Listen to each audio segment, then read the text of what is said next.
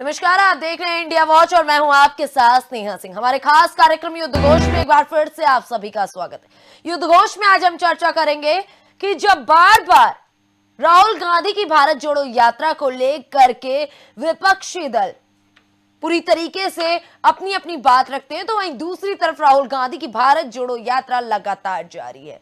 दिल्ली से ये यात्रा आज उत्तर प्रदेश में पहुंच चुकी है। जब यात्रा उत्तर प्रदेश में पहुंची तो प्रियंका गांधी ने इसका स्वागत किया।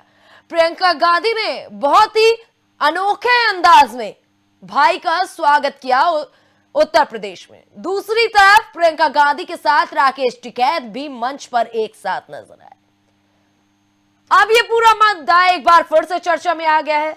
हालांकि क्या वाकई उत्तर प्रदेश में पूरी तरीके से कांग्रेस भारत जोड़ो यात्रा के माध्यम से अपनी तस्वीर बदल पाएगी? ये इस वक्त सबसे ज्यादा चर्चा में है कि आखिरकार जो कांग्रेस पिछले कई सालों से उत्तर प्रदेश में बिल्कुल गायब होती जा रही है, वो कांग्रेस अब भारत जोड़ो यात्रा के तहत कैसे उत्तर प्रदेश में अपनी मजबूत पैठ जमाने में कामयाब होगी। और इसी के लिए हमारे साथ आज हमारे सहयोगी जुड़ चुके हैं और वरिष्ठ सहयोगी जुड़ चुके हैं। आइए आपको मिलवाते हैं हमारे सहयोगी और वरिष्ठ सहयोगी से। हमारे साथ जुड़ चुके हैं हमारे वरिष्ठ सहयोगी ईश्वरी द्विवेदी और सहयोगी नावेद। पहले तो आप दोनों का इंडिया वॉच में स्वागत करने के साथ ही मैं एक और सवाल आज आप दोनों से पूछूंगी। आज हम पूरी तरीके से भारत जोड़ो यात्रा पर चर्चा करने के लिए एक साथ बैठे हुए हैं। हालांकि ईश्वरी जी, जिस तरीके से भारत जोड़ो यात्रा को लेकर के कांग्रेस लगातार आगे बढ़ रही है, क्या माना जाए? क्या वाकई भारत जोड़ो यात्रा से कांग्रेस अपनी बिल्कुल तस्वीर बदलने में कामयाब हो जाएगी उत्तर प्रदेश में? देखिए, कांग्रेस का दुर्भाग्य ये है, इतनी पुरानी पार्टी, आजादी के बाद इन्होंने पहली सरकार बनाई। उस समय इनके नेता हुआ करते थे, कार्यकर्ता हुआ करते थे। आज इनकी जो लड़ाई है, इनका जो विपक्ष है जिसके लिए ये लड़ रहे हैं, वो भाजपा है। भाजपा का संगठन आज इतना मजबूत है, भाजपा कहती है कि ये विश्व की सबसे बड़ी पार्टी है। कांग्रेस के साथ जो सबसे बड़ी समस्या है, उनके पास नेता तो हैं लेकिन कार्यकर्ता नहीं है। अभी आपने बताया कि उत्तर प्रदेश में यात्रा पहुंची, प्रियंका जी ने स्वागत किया। अब आप याद कीजिए, अभी जब विधानसभा के चुनाव उत्तर प्रदेश के हो रहे थे, उसी समय ये किसानों का कांड हुआ था। प्रियंका जी जबरदस्ती हमें लखीमपुर जाना है, जाना चाहिए, इसमें जबरदस्ती की बात नहीं है, बिल्कुल जाना चाहिए, लेकिन उसी समय जाना। और आज प्रियंका जी यहाँ है, आज यहाँ सड़क पे बैठ गई, आज यहाँ धरने पे बैठ गई। एक बड़ा वायरल हो रहा था कि झाड़ू लगा रही हैं, जहाँ पर इनको अरेस्ट किया गया, हाउस अरेस्ट किया गया, वहाँ झाड़ू लगा रही थी। ये सारी चीज़ें हुई। अब क्या पिछले आपने देखा, एक साल से ऊपर हो गया चुनाव को, प्रियंका गांधी जी की कितनी यात्राएं उत्तर प्रदेश में हुई? बिल्कुल। अब दूसरा ये भी है कि राहुल गांधी जी का अब नेता बनने की कोशिश कर रहे हैं। उनको ज्ञान अच्छा है, अच्छी चीजें हैं, सारा कुछ अच्छा है, लेकिन अभी तक वो नेता नहीं थे। अब इस रैली के माध्यम से वो अपने आप को स्थापित करने की कोशिश कर रहे हैं। रैली का असर केरल और वहाँ जहाँ पर कि अभी साउथ में मल्लिकार्जुन खड़गे जी, जिनको राष्ट्रीय अध्यक्ष बनाया गया है, वो ओबीसी जात से आते हैं, वहाँ उस एरिया में उनका अपना प्रभाव है। कलबुर्गी जहाँ से वो चुनाव लड़ते हैं, वहाँ उनका अपना प्रभाव है, वहाँ पे इस रैली सफल भी हुई, वहाँ इसका लाभ भी मिलेगा इनको। लेकिन जब उत्तर प्रदेश में आते हैं तो यहाँ पे इन्होंने संगठन पे कोई ध्यान नहीं दिया। अमेठी जहाँ से ये चुनाव लड़ते थे, राजीव गांधी जी चुनाव लड़ते थे, इंदिरा जी चुनाव लड़ती थी, तो अमेठी था, अमेठी में इन लोगों ने जाना बंद कर दिया, इसलिए राहुल गांधी जी को 2 जगह से चुनाव लड़ना पड़ा और अंततः अमेठी हार गई है। तो इनकी जो रणनीति है, वो रणनीति स्ट्रेटजी ऐसी नहीं है कि जिसपे वो कुछ बहुत बेहतर कर सकें। हाँ, इससे एक जान इसमें आई, लेकिन अब ये कार्यकर्ता तैयार कर पाते हैं कि नहीं। और नेता इनके जो थे, गुलाम नबी आज़ाद जी कभी कांग्रेस के नेता हुआ करते थे, लोकसभा में विपक्ष के नेता रहे, तमाम रहे, उन्होंने अपनी नई पार्टी बना ली। तो इनके जो पुराने नेता थे वो हमेशा हटते रहे। भाजपा का इस मामले में प्रयोग बड़ा अच्छा है कि एक निश्चित समय के बाद वो, चाहे केंद्रीय मंत्रिमंडल हो, मोदी जी ने फेरबदल कर दिया, नए लोगों को जिम्मेदारी दी, नए लोग अपने हिसाब से, अपने अनुभव से काम करेंगे। कांग्रेस में ये चीज़ नहीं है। भाजपा का जो संगठनात्मक तरीका है वो भी ये है कि आप कार्यकर्ता हैं, कार्यकर्ता से प्रमोट करके आपको पद दिया जाएगा, वही लोग विधायक और इसका चुनाव लड़ेंगे। हाँ, भाजपा में ब्यूरोक्रेसी इस समय हावी हुई है कि तुरंत आप इस्तीफा दे करके आइए और राजनीति में आ जाइए। भाजपा ने ब्यूरोक्रेट्स के लिए ये भी रास्ता एक खोला है, लेकिन कांग्रेस इस पे नहीं काम कर पाई। उसने ये बताया कि साहब ये हमारे मंत्री रहेंगे, अगेन अगेन अगेन जब भी उनकी रही वो तय रहा कि ये मंत्री बनेंगे, लेकिन भाजपा में ऐसा कुछ नहीं है। तो कांग्रेस की जो यात्रा है ये राहुल गांधी अपने आप को स्थापित कर रहे हैं कि हाँ हम नेता हैं। अब दूसरी बात जहां राकेश टिकैत की आती है, राकेश टिकैत का भी संगठन में यही हुआ। अब उसके भी 2-3 संगठन बन गए, एक इनके साथ थे, वो पंजाब में अपनी पार्टी बना के चुनाव भी लड़ लिए। उत्तर प्रदेश से आते हैं राकेश टिकैत जी, वहां जो इनके सहयोगी थे वो भी अलग अलग लड़ गए। तमाम पैसों को लेकर के जो फंड आया उसमें भी तमाम विवाद की स्थिति हुई। तो अब देखिए क्या इसका असर पड़ता है, लेकिन हाँ ये है कि राहुल गांधी अपने आप को स्थापित करने में इस यात्रा की मदद से सफल हो सकते हैं। ठीक है नावेद, जिस तरीके से अभी हमारे वरिष्ठ सहयोगी ने बताया कि राहुल गांधी इस यात्रा से खुद को स्थापित करने में शायद कामयाब हो जाए नावेद, लेकिन फिर ये बार बार तस्वीरें ऐसी क्यों बनाई जा रही हैं कि कांग्रेस पूरी तरीके से भारत जोड़ने के लिए निकली हुई है, ये कांग्रेस का राजनीतिक एजेंडा नहीं है, सिर्फ देश को एकजुट करने की कोशिश की जाए। आखिरकार क्या वाकई देश टूट चुका है? देखिए स्नेहा जी, ये कांग्रेस की जो भारत जोड़ो यात्रा दरअसल शुरू हुई थी वो कांग्रेस को नहीं बल्कि राहुल गांधी की जो छवि है वो सुधारने के लिए निकली थी। और कहीं ना कहीं देखने को मिल रहा है कि राहुल गांधी की जो छवि है वो सुधरती जा रही है। लोगों ने उन्हें सीरियस लेना कहीं ना कहीं शुरू कर दिया है, क्योंकि जब कन्याकुमारी से ये यात्रा शुरू हुई थी सितंबर के महीने में तो उतने लोग राहुल गांधी के साथ नहीं थे, लेकिन जैसे जैसे ये बढ़ी, हिमाचल आई, राजस्थान आई, आते आते इसमें अब लोगों ने राहुल गांधी को सीरियस लेना शुरू कर दिया। भारत जोड़ो यात्रा में भी कहीं ना कहीं लोग जुड़ना शुरू हो गए। वहीं सर ने एक और बात कही कि भाजपा और राहुल गांधी, कांग्रेस की बात की, तो भाजपा जो है वो संगठनात्मक तौर पे काम करती है। जो राहुल गांधी आए वो एक नई सोच के साथ आए, जैसे अखिलेश यादव 2017 में आए थे कि हम युवा मंडली रखेंगे, वही राहुल गांधी या इस समय कांग्रेस में कर रहे हैं कि युवा मंडली रखेंगे। अभी हाल कुछ दिनों बाद शायद 20 जनवरी को ये भारत जोड़ो यात्रा जो है वो कश्मीर में पहुंचनी है। वहां पर उमर अब्दुल्ला ये सब इस भारत जोड़ो यात्रा में शामिल होने की खबरें आ रही हैं। लेकिन इसी पार्टी के वरिष्ठ नेता हुआ करते थे गुलाम नबी आजाद साहब, तो गुलाम नबी आजाद वहां पर अपनी पार्टी बना ली है। जब उनसे पूछा गया कि आप साहब इसमें भारत जोड़ो यात्रा में शामिल होंगे कि नहीं होंगे, तो उन्होंने कह दिया भारत जोड़ो यात्रा जो है ये कांग्रेस की वो है, मेरे पास अपना दल है, मेरे पास अपनी विचारधारा है, मैं अपनी विचारधारा के हिसाब से काम करूंगा। कुछ लोग अलग, शशि थरूर साहब को उन्होंने चुनाव लड़ाया राष्ट्रीय अध्यक्ष का, ये लोग उसकी बात करते हैं कि हमारे यहाँ लोकतंत्र है हमारी पार्टी में। शशि थरूर यहाँ इनकी पार्टी से चुनाव लड़े, वो केरल में शामिल हुए भारत जोड़ो यात्रा में। अगले दिन उन्होंने कई जनसभा की, वहां पर इन्हीं के जो एक संगठन है NSUI, उसने शशि थरूर का विरोध किया। तो ये जो सीनियर नेताओं का विरोध शुरू कर रही है, ये कहीं ना कहीं युवा जो है इनके कांग्रेस पार्टी के नेता हैं, ये कहीं ना कहीं कांग्रेस को एक क्षति दे रहे हैं। राहुल गांधी कितनी यात्रा कर लें, लेकिन वो जब तक संगठन के तौर पर काम नहीं करेंगे, पार्टी से बातचीत नहीं करेंगे, तब तक ये मुझे नहीं लगता कि ये मुमकिन हो पाएगा।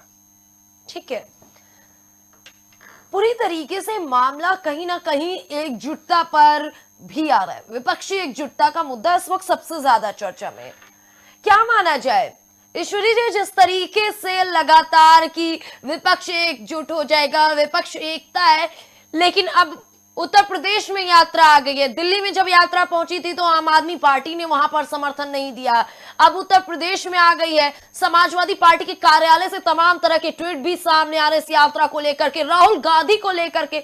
फिर कैसी एकता, क्या माना जाए, क्या ये एकता में बदलेगी तस्वीर? देखिए, ये राहुल गांधी प्रयास कर रहे हैं कि ये बन जाए, उधर ममता बनर्जी और तेलंगाना से ये सारे लोग ये प्रयास कर रहे हैं कि विपक्ष एकजुट होकर के भाजपा के विपरीत अपना आए, सब एक संगठनात्मक रूप से इसको खड़ा करें, सारे लोग मिले। लेकिन ये संभव नहीं है। कांग्रेस की स्थिति ये है कि सपा जहाँ उत्तर प्रदेश में आते हैं, समाजवादी पार्टी ने उनका साथ दिया, तो समाजवादी पार्टी ने उनका साथ दिया, वो प्रयोग सफल नहीं रहा। अब समाजवादी पार्टी उनसे दूरी बना ली है। मायावती जी के अंदर भी कांग्रेस से भी बुरी स्थिति है उनकी, अब उनके पास भी नेता नहीं बचे, उनको ढूंढना पड़ता है कि प्रदेश अध्यक्ष किसको बनाए, मंडल अध्यक्ष किसको बनाए, क्या बनाए। बसपा की अभी हालत यही है कि वो अपने अस्तित्व की लड़ाई लड़ने में भी कांग्रेस की तरह सफल नहीं हो पा रही है। तो अब विपक्ष की एकता संभव ही कहाँ हो पा रही है। विपक्ष का वो चाहते हैं कि लोग जुड़े बने, लेकिन सबकी जो प्रदेश की राजनीति है, जो क्षेत्रीय दल हैं, वो जिस प्रदेश से आते हैं उनको वहां अपना अस्तित्व बनाए रखने के लिए जुड़े रहना है। कांग्रेस के साथ सबसे बड़ी दिक्कत है, और भाजपा के साथ एक जो उनको संजीवनी है वो राष्ट्रवाद की है। भाजपा जहां राष्ट्रवाद की बात करती है, हमारे देश में राष्ट्र के नाम पे आज भी सब एक है। और सबसे बड़ी चीज जब कांग्रेस की आती है, जब भी चुनाव होता है तो कांग्रेस के ही कोई बड़े नेता आते हैं जो राष्ट्रवाद की धारा के विपरीत बात कर देते हैं। वो भाजपा के लिए एक सबसे बड़ा मुद्दा बन जाता है, और वो नेता इतने कांग्रेस के कद्दावर होते हैं कि वो ना कांग्रेस से उगलते बनता है ना निगलते बनता है, बैठा बैठाया मुद्दा भाजपा को मिल जाता है। तो इसलिए भी कांग्रेस का कोई साथ देने वाला नहीं है, जहां विपक्ष के जो और दल हैं कि इनके यहाँ से कौन नेता कब क्या कर जाए, आपस में ये संगठित नहीं है। कई बार ऐसा हुआ कि इन्होंने जिसको जिम्मेदारी दी कि साहब ये हम आपको जिम्मेदारी दे रहे हैं, अगले दिन उन्हीं का इस्तीफा आ जाता है। तो इनके यहाँ जो संगठन की समस्या है वो सबसे बड़ी खराब है। अभी तो राहुल गांधी यात्रा कर रहे हैं, उनसे लोग मिल ले रहे हैं, लेकिन वो जो एक तस्वीर जारी की जाती है, उन्होंने भी अपना मीडिया मैनेजमेंट हालांकि शुरू किया, हालांकि मीडिया पे लगातार वार कर रहे हैं, लेकिन मीडिया आप जब करिएगा तब ना दिखाएगी। अब आप ये यात्रा कर रहे हैं, यात्रा दिखाई जा रही है, यात्रा में भी कहीं कहीं तो ये है कि लोग मिल ले रहे हैं, बाकी नहीं मिल पा रहे हैं। पुराने नेता जो गांव देहात के हैं, जो कांग्रेस से जुड़े रहे, जो ये मानते हैं कि भाई हम तो कांग्रेसी हैं, कुछ भी हो जाए हम कांग्रेस से नहीं हटेंगे, उनकी स्थिति ये है कि वो जब राहुल गांधी या प्रियंका जी से किसी से मिलने जाते हैं तो बीच में एक ऐसा बैरियर रहता है जो उनको क्रॉस करना पड़ता है और नहीं कर पाते हैं। उत्तर प्रदेश के संगठन में कई लोगों ने इस्तीफे की पेशकश कर दी, उस व्यक्ति का नाम नहीं लेंगे, एक पर्टिकुलर एक दो व्यक्ति कहा गया कि भाई जब तक ये हैं इनकी वजह से संगठन खराब हो रहा है। तो संगठन में नेता सबसे मिलना चाहिए। भाजपा के अभी नए प्रदेश अध्यक्ष बनाए गए, उन्होंने एक टाइम डिसाइड किया कि इतने समय पे कार्यालय पे हम मिलेंगे ही, आदमी जा करके मिल सकता है, स्वतः अपना वो मिलेंगे, उनकी बात सुनेंगे, करेंगे, उनकी समस्याओं का निदान करेंगे, क्या होता है क्या नहीं होता रिजल्ट पे हम नहीं जाते हैं, लेकिन उनका जो संगठनात्मक ढांचा है वो बहुत बेहतर है। कांग्रेस इस मामले में हमेशा चूक जा रही है। इनके रणनीतिकार जो हैं बहुत समय तक दिग्विजय सिंह जी रहे, जो राहुल गांधी के रणनीतिकार रहे, तो क्या उससे हासिल हुआ, क्या पाया, ये सबको पता हुआ, सबको पता है कि क्या रहा, दिग्विजय सिंह की क्या देन रही। दिग्विजय सिंह भी अपने विवादित बयानों को लेकर चर्चा में रहे, लेकिन उससे कुछ खास बना नहीं पाए। तो बस इस यात्रा से केवल एक चीज ये होगी कि राहुल गांधी आज अपने 54, 55, 60 साल जो भी उनकी उम्र है, वहां जाते जाते खुद को एक नेता बना लेंगे। हालांकि राजनीति का ये है कि अब्राहम लिंकन जैसे लोग हुए जो बहुत उम्र के बाद हासिल किए, लेकिन राहुल गांधी के लिए अभी लगता है कि वो मंजिल बहुत दूर है, क्योंकि संगठन जब तक नहीं मजबूत होगा तब तक इनके लिए कुछ भी कर पाना संभव नहीं है। हाँ, वो सोनिया गांधी जी का त्याग भी हम लोगों को नहीं भूलना चाहिए कि जहां आज प्रधानमंत्री की पद के लिए और इसके लिए सारे लोग लगे रहते हैं। सोनिया गांधी जी चाहती तो उस समय बहुत आसानी से प्रधानमंत्री बन सकती थी, लेकिन उन्होंने मनमोहन सिंह जी को बनाया, और उस समय भी वो राष्ट्रवाद की चीज आई कि उनके विदेशी होने का मुद्दा ले आ दिया गया, जो बड़ी तेज चर्चा में रहा। तो जब तक संगठन नहीं मजबूत करती है कांग्रेस, संगठन पे नहीं ध्यान देती, अपने कार्यकर्ताओं के हितों की बात नहीं करती, तब तक इनका उभर पाना बहुत मुश्किल है। ठीक है, एक बड़ा मुद्दा अभी नावेद जी भी कह रहे थे, ईश्वरी जी आप भी कह रहे हैं कि संगठन पे कार्य करना चाहिए कांग्रेस को, लेकिन बार बार कांग्रेस कह रही है कि हमारा संगठन मजबूत है, हमारे कार्यकर्ता मजबूत हैं, हर जमीनी स्तर पर कार्यकर्ता है। क्या उनके कहने में और करने में फर्क है, या फिर वाकई वो अभी समझ नहीं पा रहे हैं कि क्या स्थिति मौजूदा है कांग्रेस की, कहां ये पूरी तस्वीर फंस रही है? ईश्वरी जी देखिए, अब इनको उत्तर प्रदेश में आए, जब हमने बताया कि प्रियंका जी भी आई, यहाँ उत्तर प्रदेश की राजनीति करती रही। योगी जी हैं, वो इतना एक्टिव रहते हैं, खुद सारी चीज़ों को देखते हैं, सब कुछ करते हैं, हालांकि ब्यूरोक्रेसी डेंट कर रही है उसको, लेकिन फिर भी योगी आदित्यनाथ जी की हर जगह सराहना होती है कि बहुत अच्छा काम कर रहे हैं। तो उत्तर प्रदेश में इनके कई जिलों में जिला अध्यक्ष तक नहीं है, इनकी जो एनएसयूआई है उसके कार्यकारिणी का गठन नहीं हुआ है। तो जो बेसिक आपका काम है, जब आपकी बेसिक तैयारी नहीं है तो आप बड़ी लड़ाई कैसे लड़ लेंगे? जब आपकी सेना ही नहीं तैयार है, आप रण में उतरने की बात करते हैं कि हम विजय ले आएंगे, तो वो कहाँ से ले आएंगे? आपको अपना संगठन तैयार करना होगा। सबसे बड़ी इनकी कमी यही है कि इनका संगठन नहीं तैयार हो पा रहा है। आप लोग कहीं पर भी जाइए तो सब कहते हैं कि भाई प्रियंका जी तो अब आई नहीं, साल बीत गया, 6 महीना बीत गया, प्रियंका जी आई नहीं। तो या तो आप उस तेजी के साथ फोकस मत करिए, लेकिन जब करिए तो उसकी कंटिन्यूटी बनाए रहिए। कांग्रेस में वो कंटिन्यूटी नहीं है। अभी राहुल गांधी जी यात्रा पे निकले हैं, पहली बार जब से इनका राजनीतिक करियर है जो ख्याल पड़ता है, पहला ऐसा कोई बड़ा कार्यक्रम है जो राहुल गांधी जी जिसको लीड कर रहे हैं। अब इसके बाद दूसरा इनका कोई कार्यक्रम होगा कि नहीं होगा। एक चीज आपने बड़ी अच्छी कही कि राकेश टिकैत जी भी यूपी में शामिल हो रहे हैं। अब अगर कहीं इसके बाद इनकी ये राजनीति है कि राकेश टिकैत जी और ये लोग मिल करके फिर किसानों को लेकर के फिर धरने पे बैठें, फिर ऐसा कुछ करें, तो वो इनके लिए पॉजिटिव की बजाय और निगेटिव हो जाएगा। क्योंकि उस धरने का क्या हश्न हुआ, उस संगठन का क्या हुआ, उस पर क्या चीज़ें रही, वो सबके सामने है।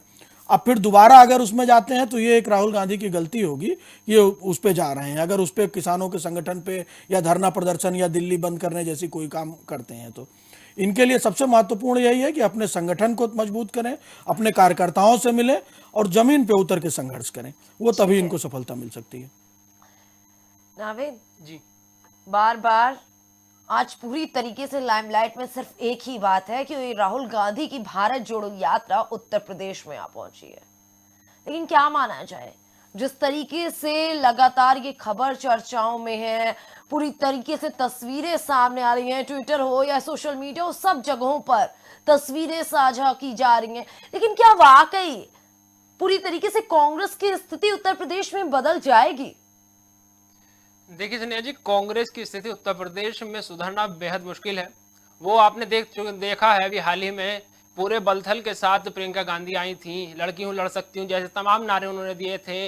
लखीमपुर में उन्होंने मुख्य भूमिका निभाई, हाथरस में मुख्य भूमिका निभाई, लेकिन कहीं ना कहीं इसका फायदा उन्हें नहीं पहुंचा है। वहीं राहुल गांधी आज उत्तर प्रदेश में आ गए हैं, उनकी भारत जोड़ो यात्रा जो है प्रवेश कर गई है। वहां तमाम नेता खड़े हैं, राकेश टिकैत हैं। आपने राकेश टिकैत की बात की, मैं पश्चिम उत्तर प्रदेश से आता हूँ। राकेश टिकैत के जो पिताजी हुआ करते थे महेंद्र सिंह टिकैत, वो एक वाकई एक नेता हुआ करते थे, किसानों के हित की बात करते थे। लेकिन अब राकेश टिकैत जो हैं वो 2014 की आप जब क्लिप्स देखेंगी तो वो संजीव बालियान के पीछे खड़े हुए दिखाई देते थे, क्योंकि उस समय कांग्रेस सरकार में थी। उन्हें लगा था कि भाजपा आएगी तो उन्हें कुछ मिल जाएगा।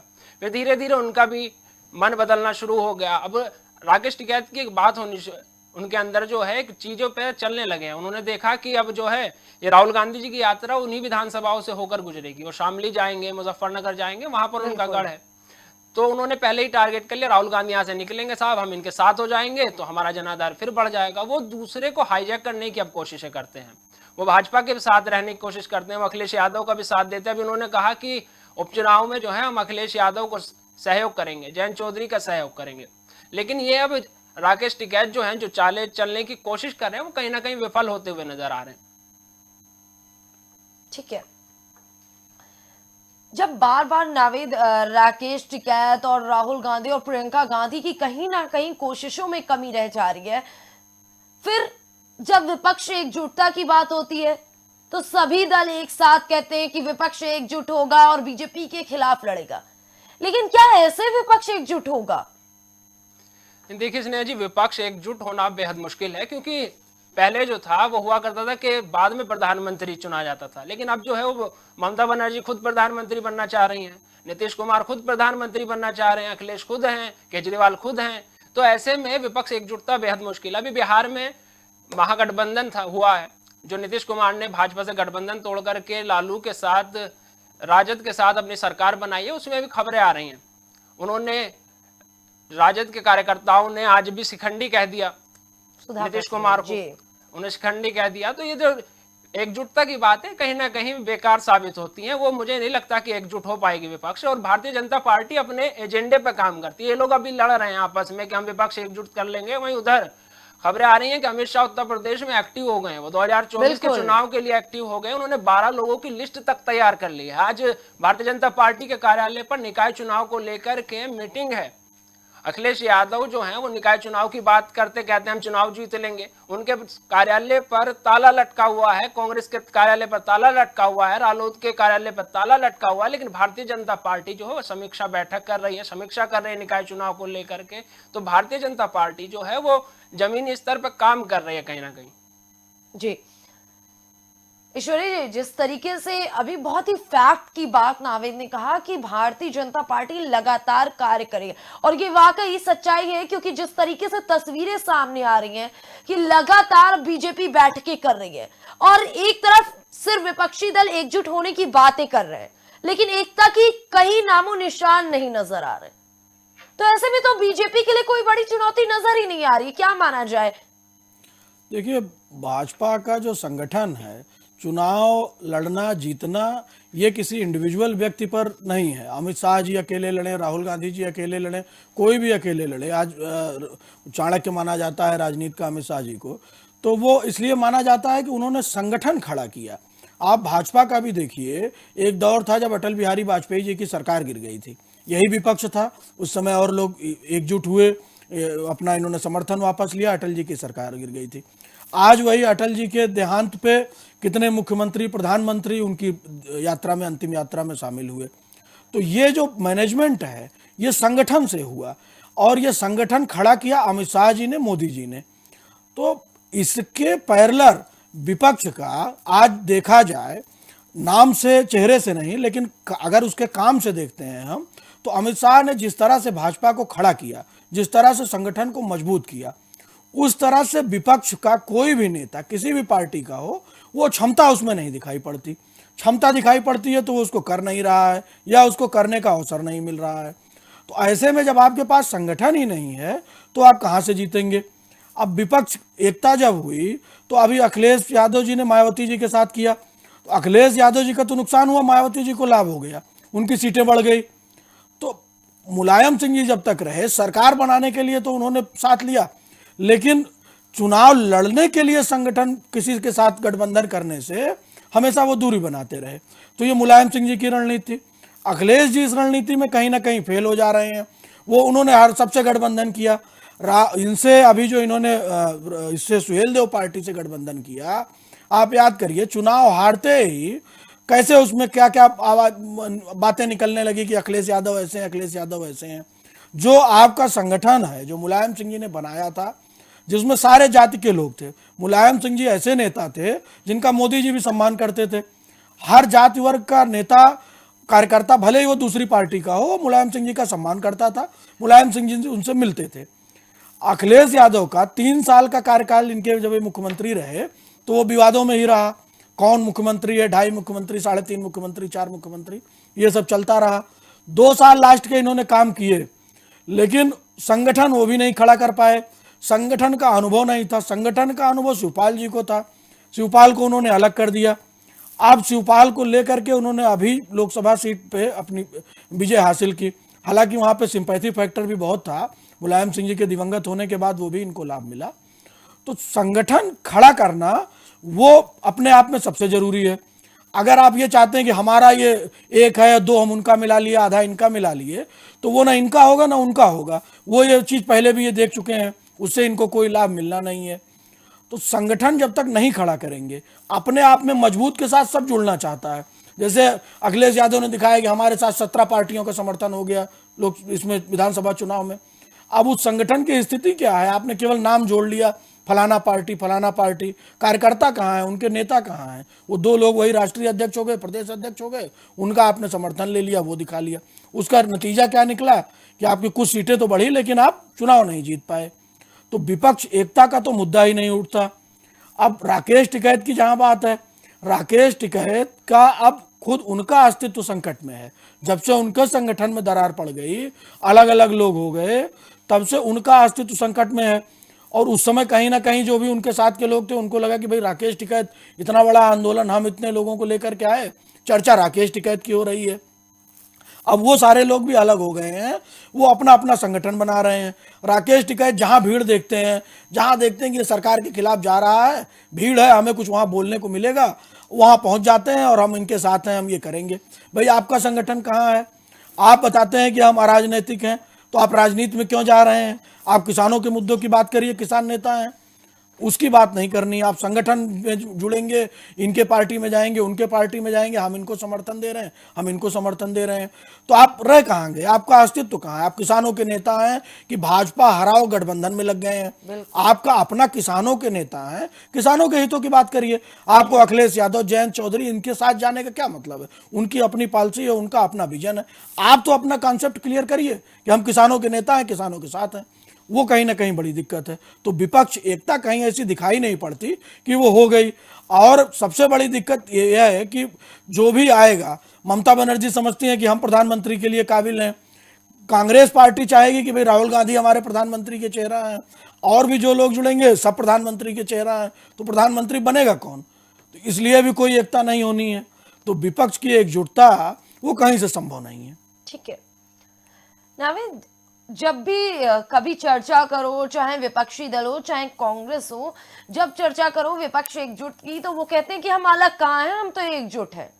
लेकिन जब बात आती है कि अगर विपक्ष एकजुट है तो उनका पीएम चेहरा कौन होगा, तो हमेशा ये कह दिया जाता है ये आने वाले वक्त में पता चलेगा। लेकिन दूसरी तरफ बीजेपी पूरी तरीके से अपने पूरे मकसद को क्लियर बता देती है कि हाँ हमारा ये काम है, हमें ऐसे करना है और हम ये कर रहे हैं।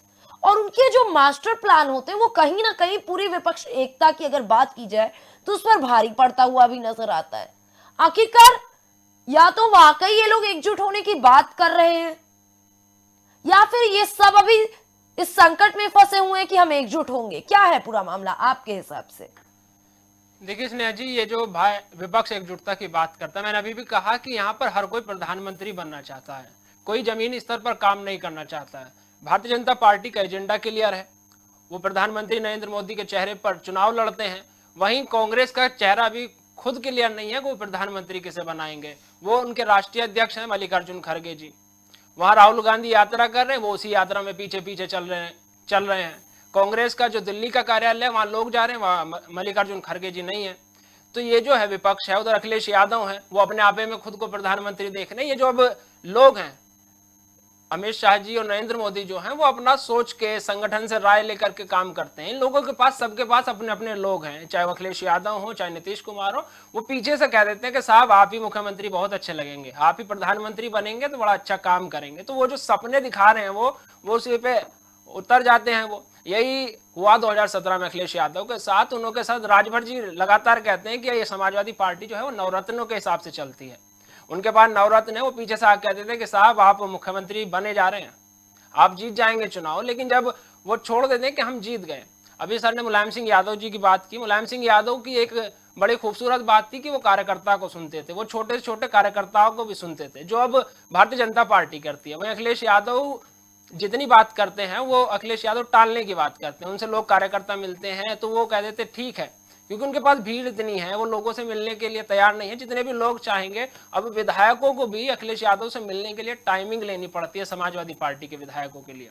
वो राजभर जी ने अभी कल ही उन्होंने इस बात की पुष्टि की है कि हमारे साथ कुछ नेता गए अखिलेश यादव जी से, कुछ पार्टी के राष्ट्रीय अध्यक्ष भी थे, गठबंधन की बात हो रही थी 2022 के चुनाव को लेकर के, तो उन्होंने कह दिया कि अभी टाइम नहीं है, इतने दिनों के बाद आओ।